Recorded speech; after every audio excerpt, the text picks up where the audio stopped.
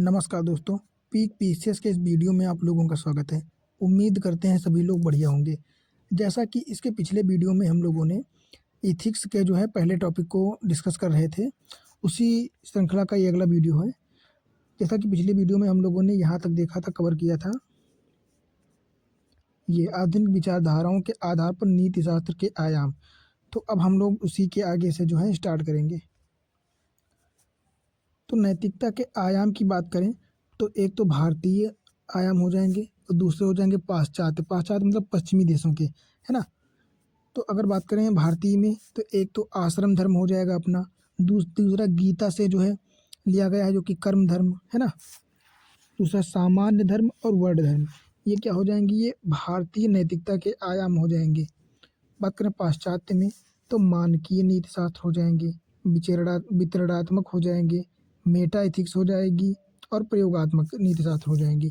ये पाश्चात्य नैतिकता के आयाम हो जाएंगे।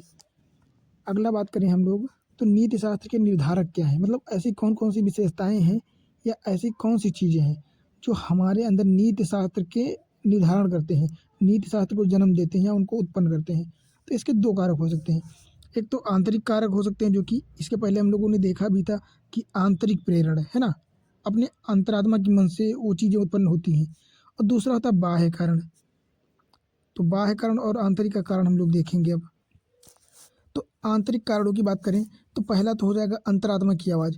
जैसे हम लोग कोई काम करते हैं ना, तो उसमें हम लोगों को पहले से ही पता चल जाता है कि ये काम हमारे लोगों के लिए ठीक है या अच्छा नहीं। जैसा कि आप लोग पेपर देने जाते हैं या मैं पेपर देने जाता हूँ, तो पेपर देने के बाद जो उसका रिजल्ट होता है ना, उसका रिजल्ट आने से पहले भी कुछ हम लोगों को अनुमान हो जाता है कि हमारा सिलेक्शन इसमें होने वाला है या नहीं है ना। तो वो अंतरात्मा की आवाज़ बता देती है कि ये जो पेपर हमारे लोगों का गया है ना, ये किस लेवल का गया, कैसा गया है। तो उसमें बहुत सारी चीज़ें हमको पहले से पता हो जाती हैं। उसी प्रकार अंतरात्मा से एक आवाज़ आती है कि आप कोई काम करने वाले हो, तो जैसे तो अगर उसमें कोई अच्छी या बुरी कोई चीज़ें होती हैं, जो बातें होती हैं, तो पहले पता चल जाती हैं हमको कि ये हमारे लिए करना ठीक है या नहीं ठीक है ना। तो अंदर से प्रेरणा उत्पन्न होती है कि हाँ चलो यार, अंदर से आवाज़ आ रही है, मुझे ये काम करना चाहिए। तो वो होती है अंतरात्मा की आवाज़। दूसरी होती संस्कृति। जैसे हमारी संस्कृति, हमारी परंपराएं क्या हैं कि प्राचीन काल से ही चली आ रही हैं परंपराओं के रूप में, कि झूठ नहीं बोला जाता है, अपने से बड़ों का सम्मान करना होता है, उनके पैर पकड़ने होते हैं, उनके सामने कभी अभद्र भाषा का प्रयोग नहीं करा जाता है। तो ये सब क्या है, ये अपनी संस्कृत है। हमको हमारी संस्कृत ने सिखाया है कि हमको ये सारी चीज़ें करनी होती हैं। किसी से झूठ नहीं बोला जाता है ना, जहाँ तक हो जाए हमेशा सच बोलना चाहिए और कभी किसी का बुरा नहीं सोचना चाहिए। ये सब चीज़ें, अच्छाइयाँ जो है, नैतिक चीज़ें जो हैं, ये हमको हमारी संस्कृत ने सिखाया है ना, संस्कृत हमको बताती है। दूसरा हो जाएगा धर्म और दर्शन। तो अगर धर्म और दर्शन की बात करें तो जब हम अपने फिलॉसफी पढ़ते हैं, दर्शन पढ़ते हैं, या कोई अपना रोल मॉडल होता है, जैसे महात्मा गांधी जी हो गए, सुभाष चंद्र बोस जी हो गए, तो उनके जो लिखे गए विचारधाराएं हैं, उनसे कुछ बहुत सारी चीज़ें हम लोगों को सीखने को मिलती हैं, उनसे भी हम लोग प्रेरित होते हैं। तो वो धर्म और दर्शन के माध्यम से मान लिए जाते हैं। दूसरा मनोवैज्ञानिक, आंतरिक अंतर से एक प्रेरणा मिलती है। तीसरी परिवार, समाज और स्वाहित कार्य है ना, स्वैच्छिक कार्य, जैसे हमारा कुछ करने का मन कुछ है, तो ये तो खैर संस्कृति में ही आ जाते हैं। क्योंकि परिवार, समाज और जो स्वैच्छिक कार्य होते हैं, ये हमको उस परिवार से ही मिलते हैं, संस्कृतियों से मिलती है, परंपराओं से ही मिलती है कि हमको क्या चीज़ करना चाहिए, क्या नहीं करना चाहिए। जैसे ईमानदारी का मूल्य हो गया, है ना, कर्तव्यनिष्ठता हो गया, सत्यनिष्ठा हो गया। ये सारी चीज़ें क्या हैं, किसी की कभी हिंसा नहीं करना। ये सारी चीज़ें हमको परिवार, समाज सिखाता है, संस्कृति सिखाती है ना। तो ये क्या हो जाएंगे, ये सारे जो हैं, ये अपने आंतरिक मूल्य हो जाएंगे। अब बात करते हैं बाह्य मूल्य, जो बाहरी कारक हैं, उनसे हमारा नैतिकता कैसे निर्धारित होती है। जैसे संविधान हो गया, कानून हो गया, न्यायपालिका हो गई, लोक प्रचार हो गया, नौकरशाही की भागीदारीता हो गई, है ना। तो संविधान या कानून की बात करें तो संविधान या कानून में प्रावधान पहले से ही कर दिए गए हैं, बाह्य रूप से प्रभावी हैं, कि आप ऐसा कोई कार्य नहीं कर सकते हो जो संविधान में किसी दूसरे की समानता या स्वतंत्रता को खराब करती हो, है ना। तो ये बाह्य कारक हैं। ये बाहर से, अब हालांकि अंदर से भले इच्छा कर रही हो कि हम ये करें, पर बाहर से प्रभाव डाला जा रहा है, बाहर से दबाव डाला जा रहा है कि अगर आप ऐसा करोगे तो आपको जेल में डाल दिया जाएगा, आपको सज़ा दी जाएगी, या आपकी पिटाई हो सकती है ना, जुर्माना देना पड़ सकता है। तो ये सब क्या है, ये सब बाहर से कानून बना दिए गए हैं कि आपको ऐसा नहीं करना है। जैसे न्यायपालिका क्यों बैठी है कि आप अगर किसी का मर्डर करते हो या आप किसी के साथ अन्याय करते हो, तो न्याय प्रदान करने के लिए न्यायपालिका जो है बाहर से एक कारक के रूप में कार्य करती है। उसी प्रकार जो है लोग प्रचार करते हैं, है ना? तो ये भी जो है बाहर बाहर निर्धारक होते हैं, नीति निर्माता। इसमें इन्फ्लुएंसर भी आ जाते हैं लोक प्रचार में, है ना? जैसे कोई किसी अच्छी चीज़ का प्रचार करने के लिए इन्फ्लुएंसर का प्रयोग किया जाता है ना? उनके माध्यम से चीज़ें बताई जाती हैं, तो क्या उसका भी बहुत बड़ा प्रभाव पड़ता है। नौकरशाही की भागीदारी हो गई, ये सारे जो पॉइंट हो जाएँगे, ये बाह्य रूप से हमारे ऊपर दबाव डाल के जो है नैतिकता को निर्धारित करने के रूप में कार्य करते हैं, है ना? तो इस प्रकार आंतरिक और बाह्य दोनों कारक जो होते हैं, ये दोनों कारक जो है नैतिकता के निर्धारक में बहुत महत्वपूर्ण भूमिका निभाते हैं। फिर अगला अपना क्या हो जाएगा, इधर से देख लेते हैं कि निजी संबंधों में जो है नीति शास्त्र का क्या महत्व है, कि अपने वो पर्टिकुलर जो अपने व्यक्तिगत जीवन है उसमें नीति नैतिकता जो है ये किस प्रकार या क्या कार्य करती है। तो पहला नंबर तो ये स्वयं पर विश्वास बढ़ावा देती है ना? नैतिकता अपने आप पर विश्वास को बढ़ावा देती है कि हाँ, तुम ये कर सकते हो, ये कार्य अच्छा है, इससे आपको ये करने को मिलेगा। जैसे मोटिवेशन नहीं होता है कि आप यूपीपीसीएस या यूपीएससी की तैयारी क्यों कर रहे हो, तो मोटिवेशन होता है कि समाज की सेवा करेंगे, है ना? जो अन्याय फैला हुआ है, असमानता फैली है, उसको सही करने का प्रयास करेंगे। तो एक अंदर से मोटिवेशन आता है ना कि हाँ, मैं ये करूँगा, मैं ये कर सकता हूँ। तो ये चीज़ें होती हैं, ये स्वयं पर विश्वास को बढ़ावा देता है। और कथनी और करनी में अंतर का मतलब ये होता है कि कभी-कभी आपने सोचा हो, अच्छा, एक इसका एक बढ़िया उदाहरण है कि हम लोग कहते हैं ना कि घोड़े की लात तो तुम्हारी बात बराबर है ना? तो इसका मतलब है कि तुम्हारी कथनी और कथन करनी में अंतर है। तुम कहते कुछ हो, करते कुछ हो। तो जो नैतिकता होती है, नीति शास्त्र होती है, ये हमको हमारी कथनी और करनी में जो अंतर होता है ना, इसको समाप्त करने का प्रयास करती है कि अपनी अपनी बातों पे जो है टिके रहना, अडिग रहना, कर्तव्यनिष्ठ होना, सत्यनिष्ठ होना, इन सारे मूल्यों का समावेशन नीति शास्त्र के माध्यम से होता है। तो कथनी और करनी में जो अंतर होता है वो खत्म हो जाता है कि हम ईमानदार हो जाते हैं, सत्यनिष्ठ हो जाते हैं कि मैं जो बोलूँगा वही करूँगा। फिर एक होता है सत्य की राह पर चलना, है ना? तो ये तो पारंपरिक रूप से जो है हम लोगों को मिलता ही है। अगला क्या हो जाएगा, सिंपल लिविंग, है ना? कि मतलब ज़्यादा शो ऑफ करना, दिखावा करना, इन चीज़ों से दूर हट के जो है नीति शास्त्र हमको एकदम सिंपल लाइफ बताता है कि अपने सामान्य जीवन जीना, है ना? और सत्यनिष्ठ तथा कर्मशील बने रहना, है ना? सत्यनिष्ठ मतलब ईमानदार रहना, अपने कार्य के प्रति जो है कर्तव्यनिष्ठ रहना, कभी भी झूठ ना बोलना, कभी गलत कार्य ना करना, और जो है धैर्य के साथ अपने कार्य को करते रहना। ये सारी चीज़ें जो है नीति शास्त्र सीखने को मिलती हैं। ईमानदारी हो जाएगी, है ना? वफ़ादारी हो जाएगी, साहस और नेतृत्व भी मिलता है। इसके साथ प्रेम और करुणा, है ना? भावनात्मक समझ, खुशहाल जीवन, इंस्पायरिंग पीपल बनोगे, है ना? जब आपके अंदर कर्तव्यनिष्ठता, सत्यनिष्ठता, ईमानदारी ऐसे मूल्य आ जाएँगे, तो आप ऐसे कार्य करोगे जो दूसरे लोगों के को इंस्पायर करेंगे कि हाँ यार, ये बंदा बहुत अच्छा काम कर रहा है, हमको भी इसके जैसे बनना है ना? तो इंस्पायरिंग पीपल बन जाओगे आप, एक रोल मॉडल बन जाओगे कि लोगों के लिए। जैसे महात्मा गांधी, उन्होंने कितने बढ़िया काम करे, तो क्या है, बहुत सारे लोगों के रोल मॉडल हैं महात्मा गांधी, है ना? तो ये चीज़ें होती हैं। तो इससे खुशहाल जीवन तो होगा ही, क्योंकि जब सब खुश हैं, पूरा समाज खुश है, तो परिवार जीवन और सारी चीज़ें खुश हो ही जाएँगी, है ना? तो निजी संबंध में जो है इस प्रकार से नैतिकता या नीति शास्त्र जो है हमारे जीवन को बढ़िया बना देती है, बेहतर बना देती है या महत्वपूर्ण भूमिका निभाती है ना? जीवन को सरल बना देती है। अगला अगर बात करें सार्वजनिक जीवन में नीति शास्त्र के संबंध, है ना? कि सामाजिक या सार्वजनिक जीवन में नीति शास्त्र के क्या संबंध होंगे या क्या महत्व होगा इसका? तो ये न्याय और निष्पक्ष जो है जनप्रतिनिधि को बढ़ावा देता है। ये जो है, अगर आपके अंदर नीति शास्त्र जैसे विशेषताएँ होंगी, तो आप अपने और पराये में जो है समानता करेंगे, असमानता को कम करेंगे। अगर 2 लोग हैं, ठीक है? जिसमें से एक आपसे परिवार से संबंधित है और एक को आप जानते भी नहीं हो, पर ये अगर उस चीज़ के लायक है, तो अगर आप नैतिक हो तो अपने बच्चे को जहाँ पर जिसकी जो मतलब जो जिसके लायक है उसको ही वो चीज़ मिलेगी, है ना? तो समानता को बढ़ावा देगा, तो न्याय मिलेगा और निष्पक्ष जनप्रतिनिधित्व को बढ़ावा देगा। दूसरा, संविधान व कानून का पालन करोगे आप, है ना? कभी भी उनका उल्लंघन नहीं करोगे और ना ही अपने मूल्यों से भटकोगे। अगला क्या हो जाएगा, भावनात्मक समझ, इससे अपने अंदर इन जो है भावनात्मक समझ डेवलप हो जाती है। अगला बात करें सरकारी नीतियों की आलोचना नहीं, इससे क्या होगा कि सरकार के द्वारा, हालाँकि सरकार के द्वारा जो नीतियाँ चलाई जाती हैं, वो क्यों चलाई जाती हैं? सरकार के अपने लिए थोड़ी चलाई जाती हैं, हमारे लोगों के लिए चलाई जाती हैं, जनता के लिए चलाई जाती हैं, समाज के लिए चलाई जाती हैं। तो कभी-कभी जो है कुछ लोग होते हैं जो पार्टियों के चल समझ में आ जाने, पार्टियों की तरफ आ जाने से, है ना? जिसको कहते हैं पार्टिजनशिप, उसमें आने के चक्कर में सरकारी नीतियों का जो विरोध करने लग जाते हैं। तो आप अगर नैतिक व्यक्ति हो जाओगे या नीति शास्त्र से आपको क्या होगा कि आप सरकारी नीतियों का जो है विरोध नहीं करोगे, आलोचना नहीं करोगे। अगला हो जाएगा साहसी नेतृत्व बढ़ेगा आपका, है ना, दृढ़ निश्चयी होगे अपने कर्तव्य पर, जो है अपने जो आपने जो बोल दिया तो बोल दिया वो करोगे आप, है ना, किसी भी सिचुएशन में आप अपने मूल्यों से भटकोगे नहीं। इसको क्या कहते हैं, इसको कहते हैं दृढ़ निश्चयी होना। अगला नैतिक मानदंड व आचरण को बढ़ावा देता है, इससे राष्ट्र हित को प्राथमिकता मिलती है ना। कुछ लोग होते हैं अपने हित को बढ़ावा देते हैं, तो अगर नीति नीति साथ जो है आपको ये सिखाती है कि पहले समाज को प्रायोरिटी देनी है, फिर अपने आप को देनी है ना। समाज खुशहाल रहेगा, फिर अपने आप को खुशहाली के तरफ ले जाना है, वो बात अलग की है।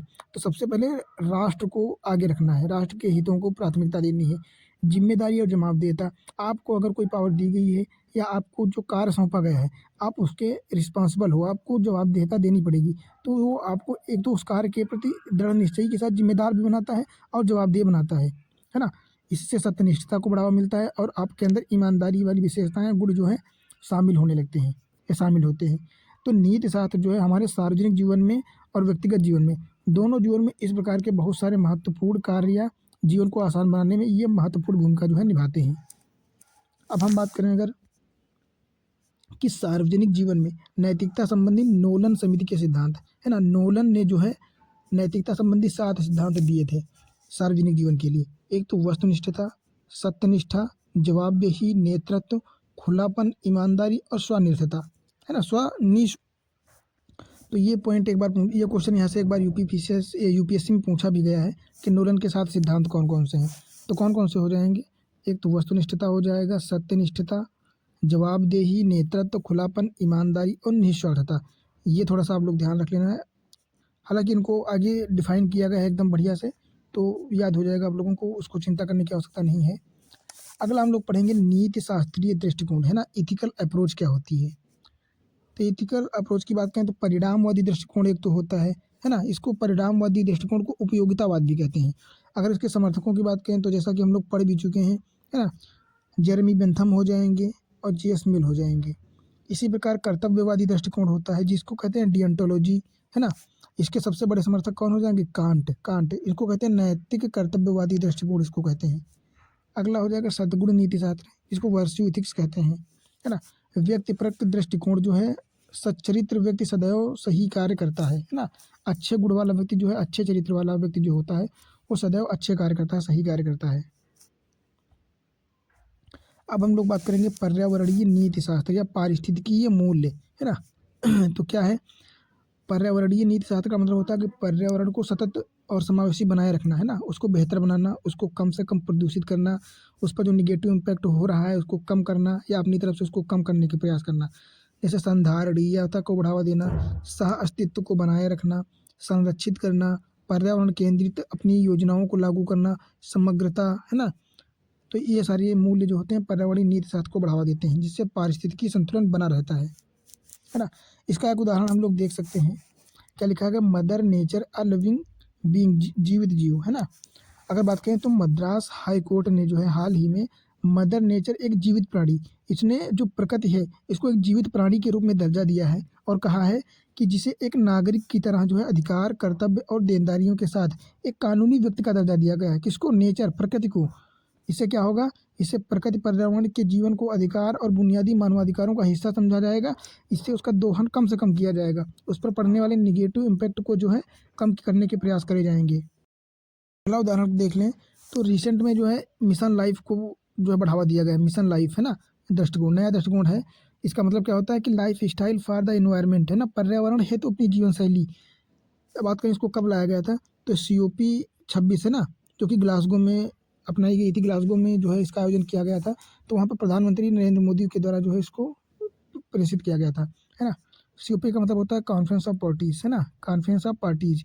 तो इसमें क्या था, इसका मतलब उद्देश्य क्या है, इसका कहने का तात्पर्य है कि हम लोग जो है जनता या प्रत्येक व्यक्ति अपने व्यक्तिगत जीवन में जो है छोटे छोटे प्रयास करें अपने पर्यावरण को संरक्षित करने की। जैसे प्लास्टिक का प्रयोग कम से कम करना, है ना, पर्यावरणीय चीज़ों का प्रयोग करना जिससे उनको कोई दोहन न हो, है ना, प्रदूषण रहित कार्य करना। तो क्या लिखा है कि छोटे छोटे व्यक्तिगत प्रयास जो बड़े बदलाव ला सकते हैं और पर्यावरण को संरक्षित बनाए रख सकते हैं। तो हमको इस प्रकार की चीज़ों पर ध्यान देना चाहिए, है ना। अगला क्या कहा गया है, लेकिन हमें मार्गदर्शक ढांचे सूचना साझाकरण और वैश्विक आंदोलन की ज़रूरत है। इसके साथ क्या है, व्यक्तिगत प्रयास, हमको अपने तौर पर कार्य करना चाहिए। नए सिद्धांत हो गए जैसे सकारात्मक व्यवहार बदलाव, ये सारी चीज़ें करना, है ना।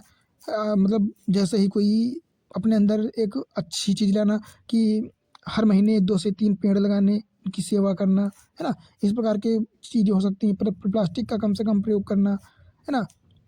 तो ये छोटे-छोटे व्यक्तिगत जीवन के प्रयास जो हैं, एक बहुत बड़ा बदलाव ला सकते हैं और पर्यावरण संरक्षण की दृष्टि से बहुत ही महत्वपूर्ण होगा। तो ये मिशन लाइफ का जो है मुख्य उद्देश्य था। अगला हम लोग बात करते हैं नीति शास्त्रीय जो मानक हैं, उनके स्रोत क्या हैं? तो नीति शास्त्रीय मानकों के जो स्रोत हैं, एक तो उपयोगितावादी दृष्टिकोण हो जाएगा, अधिकारवादी दृष्टिकोण, है ना, निष्पक्षता व न्याय दृष्टिकोण, आम भलाई का दृष्टिकोण या सद्गुण दृष्टिकोण। ये सारे दृष्टिकोण जो हैं नीति शास्त्र का मुख्य स्रोत हैं, है ना। इनके लिए तो नीति शास्त्रीय मानकों को बनाया गया है ना, ताकि अधिकार को बढ़ावा दिया जा सके, उपयोगितावादी चीज़ों को बढ़ावा दिया जा सके, निष्पक्ष और न्याय समाज का विकास किया जा सके, सभी की भलाई वाली चीज़ें शामिल हों, है ना, एक अच्छे नैतिक उच्च सद्गुण व्यक्ति का विकास हो सके, है ना। तो ये सारी चीज़ें हो जाएंगी। अगला हम लोग बात करेंगे नीति शास्त्र और विधि और कानून। मतलब नीति शास्त्र और विधि और कानून में क्या अंतर है? तो अगर हम लोग बात करें नीति शास्त्र की और विधि कानून में, तो नीति शास्त्र जो है ये एक व्यापक क्षेत्र है, बहुत बड़ा चीज़ है। ये नीति शास्त्र अगर ये बड़ा गोला है, तो उसमें छोटा वाला गोला जो होगा वो विधि या कानून होगा, है ना, जो मानव ने बनाए हैं। और बात करें कानून या विधि की, तो ये छोटा चीज़ है, ये संकीर्ण है, परिभाषा है। फिर बात करें नीति शास्त्र, तो नीति शास्त्र अनिवार्य नहीं है। नीति शास्त्र का पालन करना मतलब अनिवार्य नहीं है कि अगर नहीं करोगे तो आपको सज़ा दी जाएगी। पर विधि या कानून जो बनाए गए हैं ये अनिवार्य है। अगर आप इनका उल्लंघन करोगे या इनके अनुसार कार्य नहीं करोगे तो आपको जो है सज़ा भी देनी पड़ेगी और जुर्माना भी देना पड़ सकता है ना। अगला हो जाएगा, अगर बात करें नीति शास्त्र की, तो दंड शक्ति का अभाव है। नीति शास्त्र में दंड थोड़ी दिया जाता है अगर आप नहीं करोगे तो, पर इसमें दंड दिया जा सकता है।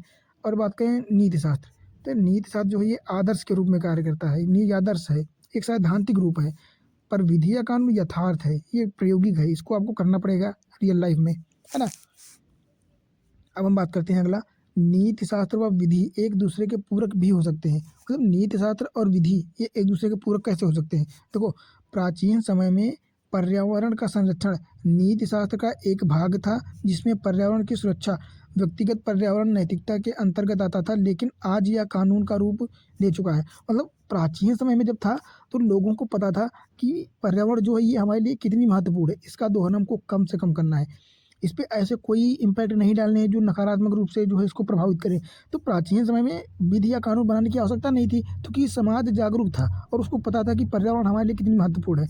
पर वर्तमान में पर्यावरण या जो है वन संसाधनों का इतना दोहन हो चुका है कि बिना नियम कानून या विधि बनाए लोगों को समझ में ही नहीं आता। लोग इतना दोहन कर रहे हैं कि आप देख ही सकते हो। तो इसलिए विधि कानून बनाने की आवश्यकता पड़ी, है ना। तो ये क्या एक दूसरे के पूरक हैं। अगला बात करें नीति शास्त्र व विधि कभी कभी एक दूसरे के विपरीत भी हो सकते हैं। कैसे हो सकते हैं देख लेते हैं उदाहरण के रूप में। क्या कहता है कि भारतीय समाज में समलैंगिक संबंधों को अभी भी स्वीकार नहीं किया जाता है ना। कि भारत में जो है समलैंगिक संबंध जो हैं इनको समाज ने अभी तक स्वीकार नहीं किया है। लेकिन धारा 377 हटने के बाद विधि के अनुसार समलैंगिक संबंध सही है। मतलब कानून बना के ये कह दिया गया है कि समलैंगिक अधिकार जो हैं ये ठीक है, इसको विधि के अनुसार कानूनों के अनुसार मान्यता दे दी गई है, पर समाज ने अभी भी स्वीकार नहीं किया है ना। यहाँ बहुसंख्यक आबादी के अनुसार समलैंगिक संबंध गलत हो सकते हैं, लेकिन विधि या कानून के अनुसार जो है किसी भी व्यक्ति के मूल अधिकारों का हनन करना हमारे लिए ठीक नहीं है, जाहिर सी बात है ना। तो समलैंगिक जो लोग हैं वो भी तो हमारे समाज का हिस्सा हैं भाई, उनके अधिकारों को हम क्यों छीने। तो उसी प्रकार कानून बनाना पड़ा कि जो है हम किसी के अधिकार नहीं छीन सकते। समलैंगिक लोग भी अपना जीवन अपने हिसाब से जी सकते हैं जैसे हम लोग जीते हैं, है ना। तो ये एक बेहतर चीज़ है। तो यहाँ पे जो है नीति शास्त्र कुछ और करना चाहती है क्योंकि वो समाज के फेवर में है, पर यहाँ पे विधि कानून कुछ और करना चाहते हैं। तो ऐसी स्थिति में जो है अगर हम बात करें पर्यावरण संरक्षण का परसेप्शन की तरफ देखें, इसका पर्सपेक्टिव देखें, तो यहाँ पे नीति शास्त्र और विधि ये दोनों जो है पर्यावरण संरक्षण को बढ़ावा देते हैं, इसलिए ये एक दूसरे के पूरक हो सकते हैं। पर यहाँ पे बात करें धारा 377 और सबरीमाला या लिव-इन रिलेशनशिप, ऐसे जो ये मामले हैं इनके लिए अभी समाज उतना तैयार नहीं है। तो इन चीज़ों को मान्यता देने के लिए हमको कानून बनाने की आवश्यकता है। हालांकि हो सकता है कि आज के 50 साल के बाद ये विधि भी कैंसिल कर देनी पड़े, तो फिर ये दोनों एक दूसरे को पूरक हो जाएंगे, क्योंकि 2050 तक समाज समझने में सक्षम हो जाएगा इन चीज़ों को, समाज जागरूक हो जाएगा, उसको पता चल जाएगा कि उनके अधिकार भी भाई जाहिर सी बात है अधिकार ठीक हैं। जैसे हम लोगों ने अब मान लिया है क्या, अभी प्राचीन समय में क्या था, सती प्रथा, पर्दा प्रथा, विधवा विवाह का ना होना, बाल विवाह, ये सारी जो कुरीतियाँ थी, तब भी समाज ये समझने को तैयार नहीं था कि ये चीज़ें बुराई हैं, उनको तब भी वो चीज़ें अच्छी लग रही थी, है ना। जैसे राजा राम मोहन राय ने सती प्रथा को ख़त्म करने का प्रयास किया, तो क्या समाज उनके खिलाफ हो गया था, क्योंकि समाज उतना जागरूक नहीं था तब। और अभी सती प्रथा जैसी चीज़ों को ख़त्म करने का कोई कानून की आवश्यकता नहीं है, क्योंकि हम लोगों को पता है कि वो चीज़ें गलत हैं। तो हम लोगों ने इसको, समाज ने अब मान्यता दे दी है कि ये चीज़ें नहीं होनी चाहिए, दाह प्रथा हो गया, है ना। तो ये सारी चीज़ें अब उनके लिए कोई कानून नहीं है, क्योंकि लोगों को पता है। तो उसी प्रकार हो सकता है कुछ साल के बाद इसको भी हटाना पड़ जाए। तो अभी के पर्सपेक्ट में देखें तो नीति शास्त्र जो है और ये विधि कानून, ये एक दूसरे के जो है पूरक नहीं है ना। या एक दूसरे से जो है विपरीत दिखाई पड़ते हैं। तो ये सारी चीज़ें हैं कि कभी कभी हमको उसी चीज़ के लिए विधि कानून बनाना पड़ता है, क्योंकि समाज मान्य को स्वीकार नहीं होता है ना। तो ये सारी चीज़ें होती हैं।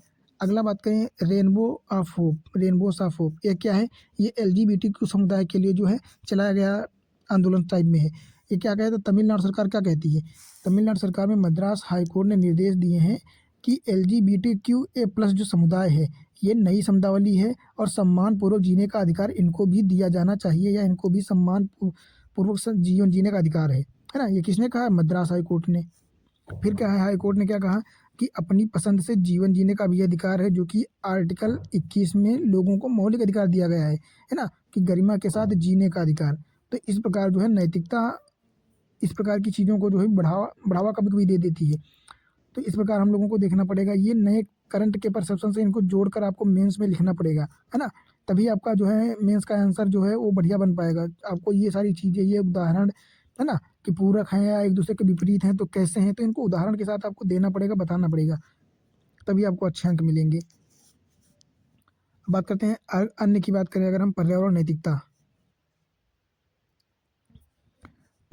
की बात करें, जैसे पशु अधिकारों की नैतिकता, है ना, पशुओं के अधिकार भी तो हैं। तो ये क्या, बॉम्बे हाई कोर्ट ने क्या निर्देश दिया है कि हाउसिंग सोसाइटी जो है, वो जो आवारा कुत्ते हैं उनके लिए क्रूरता, नफरती, इस प्रकार की विचारधारा को ख़त्म करके उनके साथ करुणा, सहयोग और देखभाल का भाव उत्पन्न करें, है ना, क्योंकि उनको भी जीने का अधिकार है। एक समाज के रूप में पशुओं की देखभाल करें, ये किसने, बॉम्बे हाई कोर्ट ने जो है निर्देश जारी किया है।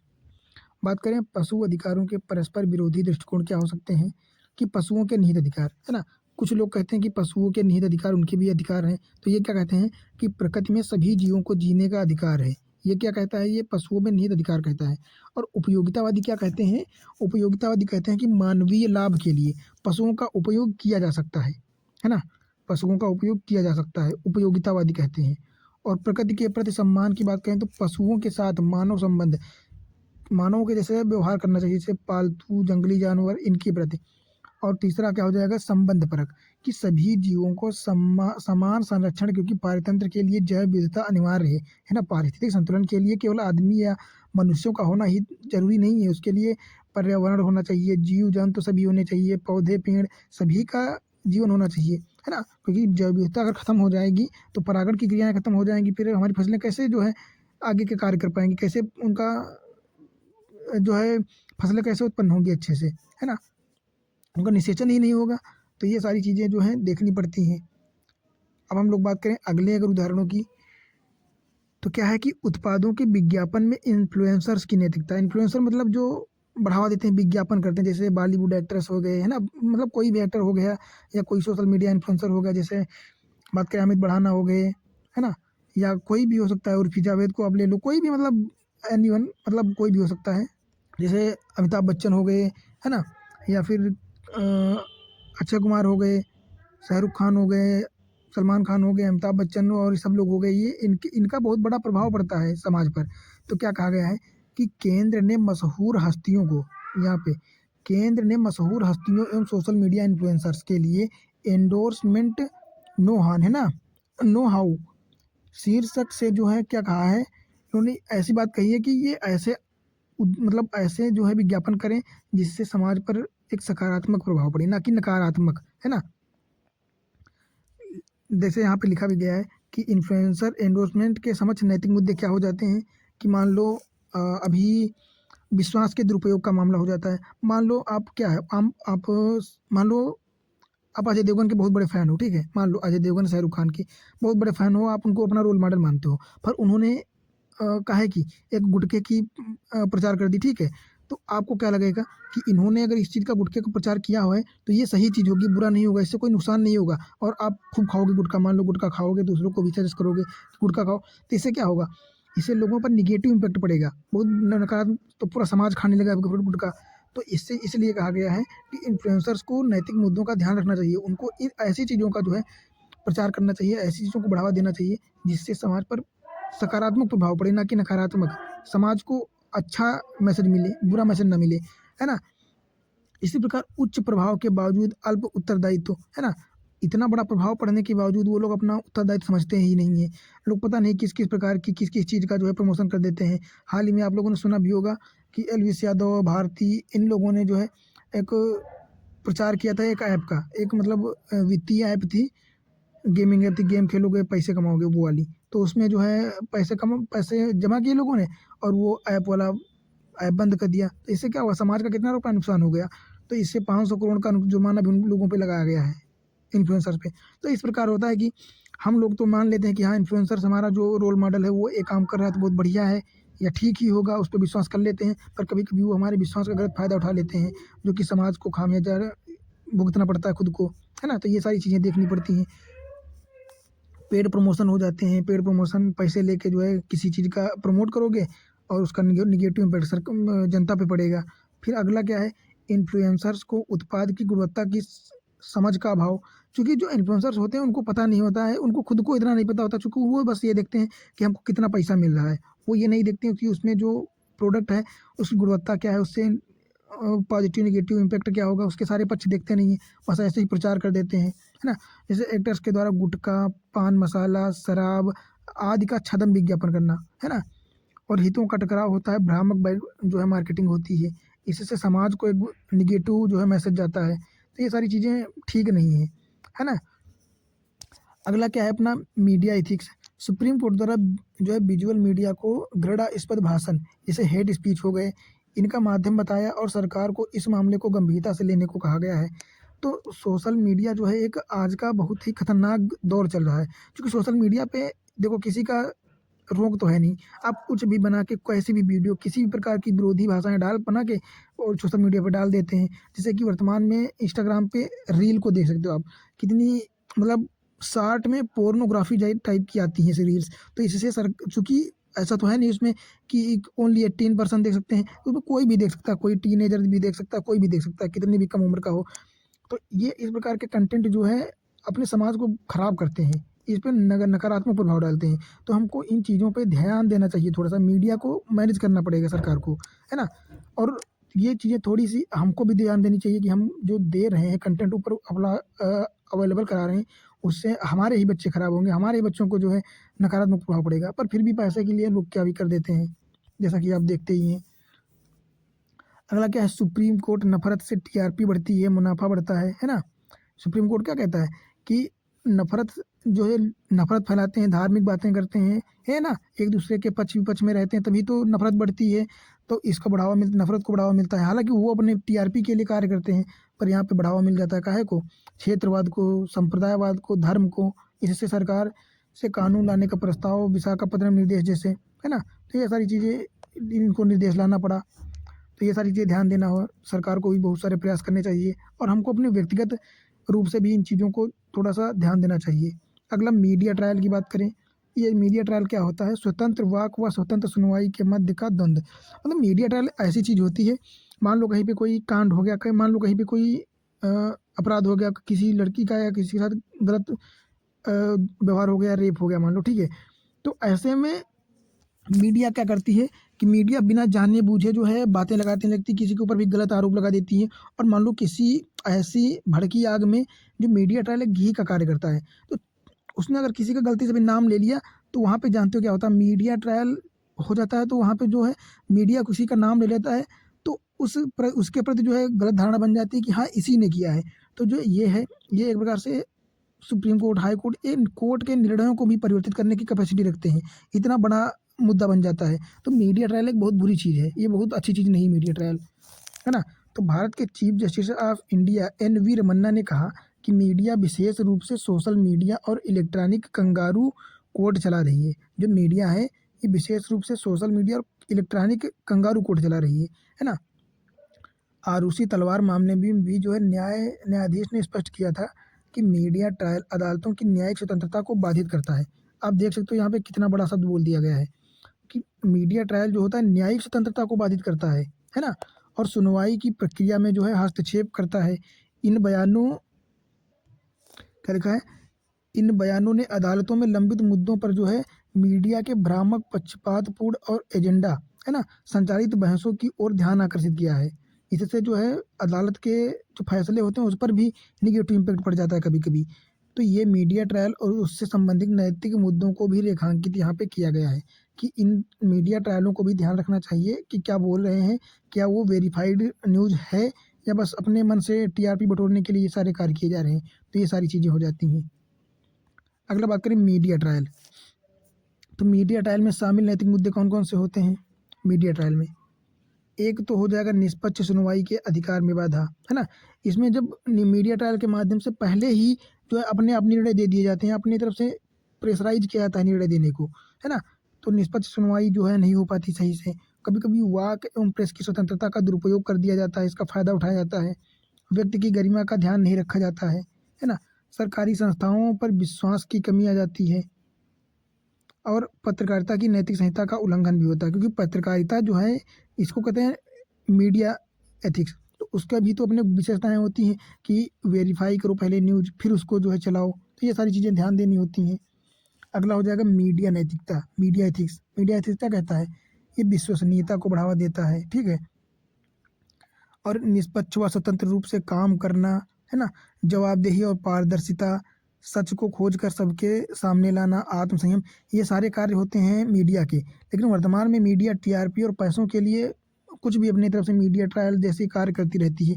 जैसे एक वेब सीरीज बीच में आई थी, क्या नाम था उसका, साउथ की वेब सीरीज थी, उसका नाम था शायद धूता या कुछ ऐसा नाम था उसका शायद, जिसमें नागा चैतन्य जो था पत्रकार था, एक लीड एक्टर्स। तो उसमें बहुत बढ़िया तरीके से दिखाया गया था कि एक न्यूज़ चैनल था, वो इतना वेरीफाइड था, इतना बेटर था, काम कर रहा था कि किसी भी स्थिति में वो कभी गलत न्यूज़ नहीं देता था। पर क्या पैसे के चलते उसके जो है मालिक को ख़त्म करके जो है यही सब दिखाया गया। उसमें बहुत बढ़िया स्टोरी है, वो आप लोगों को देखना चाहिए वो वेब सीरीज, मेरी तरफ से, है ना, सजेशन है। तो इस प्रकार ये करंट मुद्दे आप लोगों को ध्यान देने पड़ेंगे और उनको नोट करना पड़ेगा, क्योंकि मेंस के लिए आपको इन चीज़ों को जब लिखोगे तो वहाँ पे जो है अच्छे नंबर मिलने के चांस बढ़ जाएंगे।